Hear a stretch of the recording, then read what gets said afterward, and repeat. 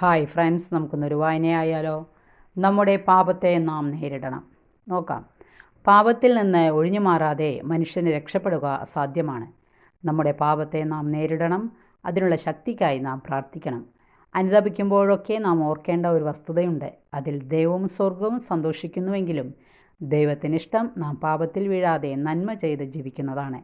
അൽഫോൻസാമ തനിക്ക് മാമോദീസായി ലഭിച്ച പ്രസാദവരം താൻ നഷ്ടപ്പെടുത്താതെ സൂക്ഷിച്ചു എന്ന് പറയുമ്പോൾ അതൊരു അഹങ്കാരമായി നാം ആരും കാണുന്നില്ല. എപ്പോഴും പാപിയാണെന്ന് പറഞ്ഞുകൊണ്ട് വിലപിക്കുന്ന അതിനെ പുണ്യമെന്നോ യഥാർത്ഥ ക്രിസ്തീയ ജീവിതമെന്നോ നമുക്ക് കരുതാനാവില്ല.